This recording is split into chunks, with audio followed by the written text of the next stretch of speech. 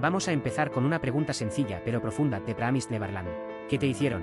¿Cómo pasaste de ser una de las series más prometedoras y queridas a una de las más criticadas? No sé si fue un malentendido o si alguien en el equipo de producción decidió que menos es más, literalmente, pero lo que sí sabemos es que algo salió mal. Muy mal.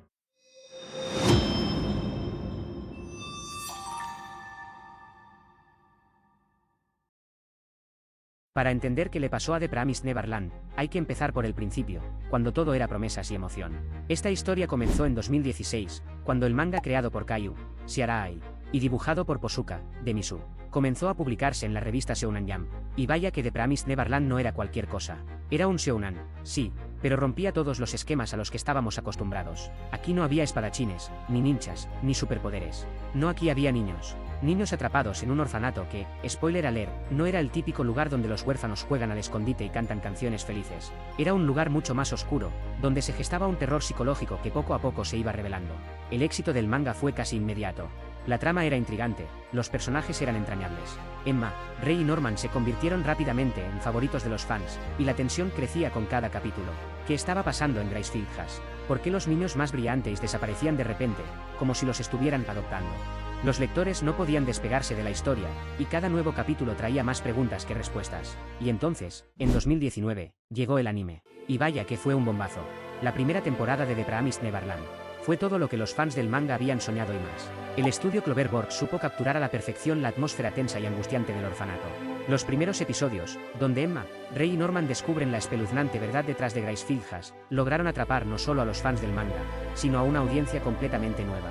El misterio, el horror y el juego de supervivencia que la serie planteaba resultaron irresistibles. En serio, ver cómo los niños intentaban burlar a Isabel, la madre, o mejor dicho, la villana disfrazada de madre, fue una de las experiencias más emocionantes que el anime nos había dado en mucho tiempo.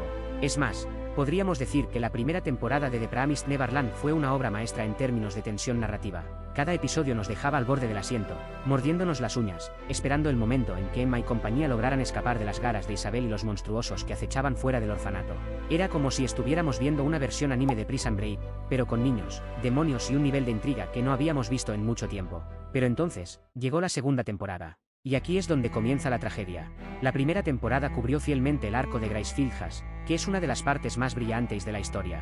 Los fans estaban emocionados por ver cómo el anime iba a adaptar los siguientes arcos del manga, que también eran apasionantes. Pero, lamentablemente, esa emoción duró poco. Cuando se anunció la segunda temporada, muchos esperaban una adaptación detallada y cuidadosa, pero lo que obtuvimos fue, bueno, una versión resumida, y no en el buen sentido de la palabra. La segunda temporada de The Promised Neverland fue como si alguien hubiera decidido ponerle un acelerador a la historia. De repente, en lugar de tomarse el tiempo para desarrollar a los personajes y las tramas como lo había hecho la primera temporada, todo pasó a la velocidad de la luz. Saltaron varios arcos importantes del manga, eliminaron personajes clave y recortaron momentos cruciales que habrían hecho que la historia fuera mucho más rica y profunda. Lo peor de todo es que estos cortes y cambios no solo afectaron a los fans del manga, que esperaban una adaptación fiel, sino también a los nuevos espectadores. Incluso aquellos que no habían leído el manga sintieron que algo no estaba bien.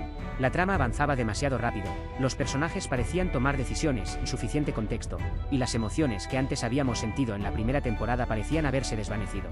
La magia, el misterio, la tensión, todo eso se había perdido en algún lugar entre el final de la primera temporada y el inicio de la segunda. Y claro, los fans no tardaron en reaccionar. Las redes sociales se llenaron de críticas, memes de decepción y comentarios preguntando qué había pasado con la historia que tanto habían amado. Los arcos de Gould y Pan y la rebelión de Norman, dos de los momentos más esperados del manga, fueron simplemente omitidos o reducidos a una fracción de lo que deberían haber sido. Personajes como Yugo, que tenía una historia crucial en el manga, ni siquiera aparecieron.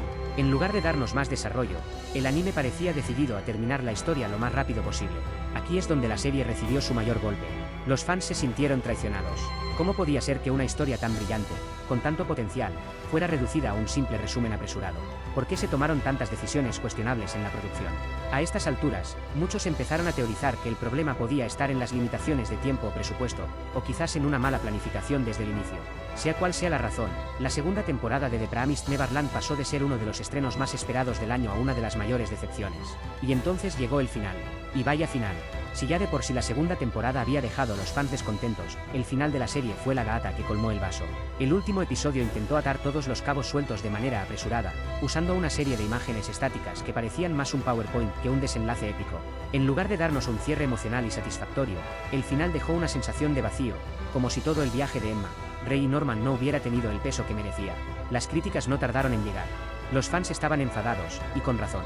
La serie, que había comenzado con tanto potencial, que había capturado los corazones de millones de personas en su primera temporada, terminó de una manera que pocos podían haber imaginado. Lo que prometía ser una de las mejores adaptaciones de un manga en años, terminó siendo un ejemplo de cómo no adaptar una historia. Pero claro, no todo fue malo. Si algo positivo podemos sacar de esta experiencia es que, al menos, la primera temporada sigue ahí. Los primeros 12 episodios de The Promised Neverland son una clase magistral de cómo construir tensión, desarrollar personajes y crear un misterio que mantiene a la audiencia enganchada. Y aunque la segunda temporada dejó mucho que desear, siempre podemos volver a disfrutar de esos primeros episodios que nos hicieron enamorarnos de la serie en primer lugar. Al final, ¿qué le pasó a The Promised Neverland? Pues bien, lo que le pasó es lo que a veces le ocurre a las grandes historias: se perdió en el camino. Una mala planificación, decisiones creativas cuestionables y la presión por terminar rápidamente, llevaron a la serie a un desenlace que no estuvo a la altura de lo que había prometido. Pero a pesar de todo, The Promised Neverland sigue siendo una historia digna de recordar. Quizás no por su final, pero sí por el impacto que tuvo en sus inicios, por la manera en que nos hizo soñar, temer y emocionarnos en esa primera temporada. Y aunque nunca sabremos exactamente por qué la segunda temporada tomó ese rumbo, siempre podemos especular. Quizás fue un malentendido, o tal vez alguien en el equipo pensó que menos era más. Lo que está claro es que The Promised Neverland siempre tendrá un lugar especial en los corazones de aquellos que disfrutaron de su primera temporada, y aunque el final no fue lo que esperábamos, su legado sigue vivo en el mundo del anime. Aquí tienes mi último vídeo, corre, ve a verlo, que es una pasada.